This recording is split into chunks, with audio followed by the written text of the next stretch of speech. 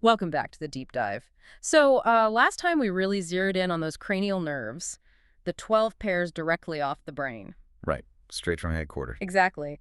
Today we're picking up right there, shifting focus to, well, the rest of the peripheral nervous system. We're talking about the spinal nerves. All 31 pairs of them.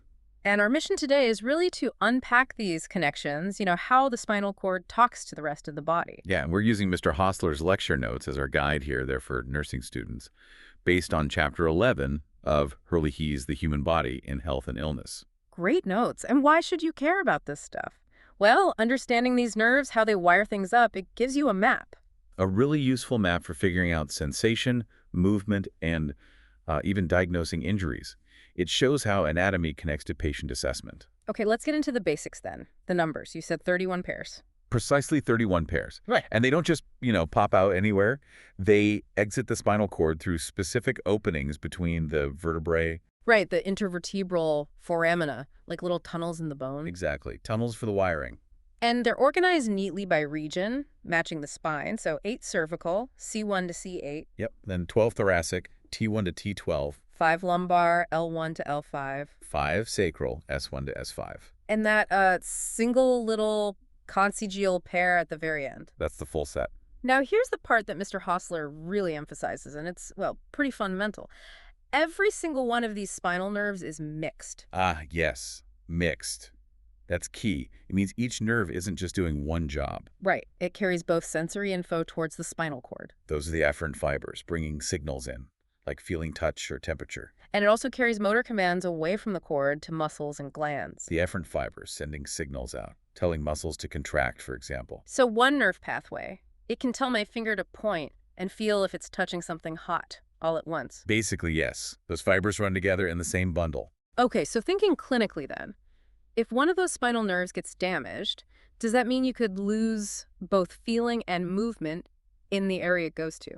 That's exactly the implication. Damage often causes a mix of sensory symptoms, maybe numbness, tingling, pain, and motor symptoms, like weakness. Yeah. Both functions are affected. Makes sense. So these nerves exit the spine all mixed. Do they just run straight out like individual wires? Sometimes, but often, especially in certain areas, they don't.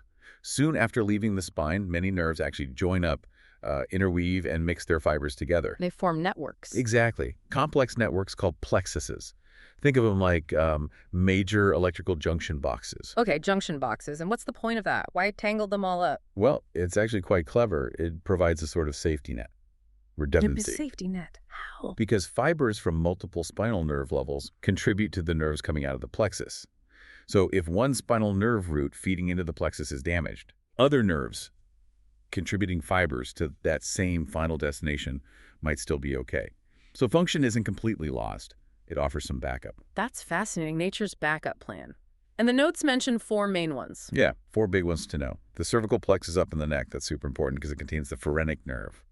Phrenic. Sounds familiar. Breathing. That's the one. Controls the diaphragm, vital for breathing. Then there's the brachial plexus. Brachial. Sounds like arm. Yep, shoulder, arm, hand. Huge network. It gives rise to major nerves you've probably heard of, radial, ulnar, median nerves. Crucial for all your hand movements and feeling. Okay. What else? Lower down, you have the lumbar plexus. This one covers the lower abdomen, anterior thigh. It includes the femoral nerve, for straightening your leg. Then the last one. The sacral plexus, deep in the pelvis. This one's famous because it forms the sciatic nerve. Ah, sciatica. Okay, so is this plexus idea why sciatica can cause that awful pain shooting way down the leg, even if the actual problem, like a pinched nerve, is way up near the spine? Precisely. Sciatica usually involves irritation of the nerve roots, often L4 down to S3, that feed into the sacral plexus to form that huge sciatic nerve. Since the sciatic nerve carries fibers from all those levels and travels so far. The pain just follows that whole path. Yeah, Got it. Exactly. The symptoms map onto the nerve's distribution. Okay, so we have the nerves, the networks.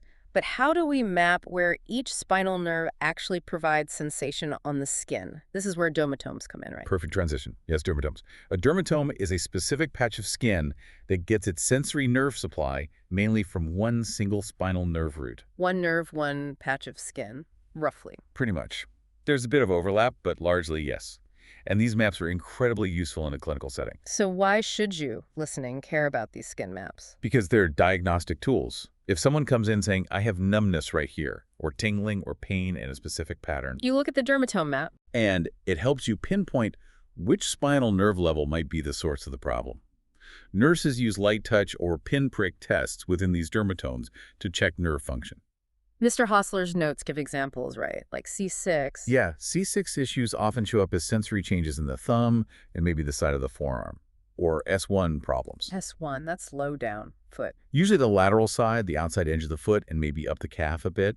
Specific patterns pointing to specific levels. And that shingles example he gives is so vivid, that painful rash. It follows the dermatome exactly. The virus reactivates in one specific spinal nerve root, and the rash erupts only on the skin supplied by that single nerve, usually a strip on one side of the body. A clear visual dermatome? Wow. It's a classic demonstration. Okay, so let's try and wrap this up. We've seen these 31 pairs of mixed spinal nerves acting as the body's two-way wiring. Carrying both sensation and movement commands. Then they often form these protective networks, the plexuses, like junction boxes, with built-in redundancy. Offering that safety net function. And finally, dermatomes give us this practical skin map to figure out which nerve serves which area based on sensation. And understanding all this, connecting the structure to the function, is just fundamental for figuring out what's going on when things go wrong, from simple back pain to serious injuries. It's core clinical knowledge. Absolutely. So here's a final thought, a clinical scenario from Mr. Hostler for you to ponder.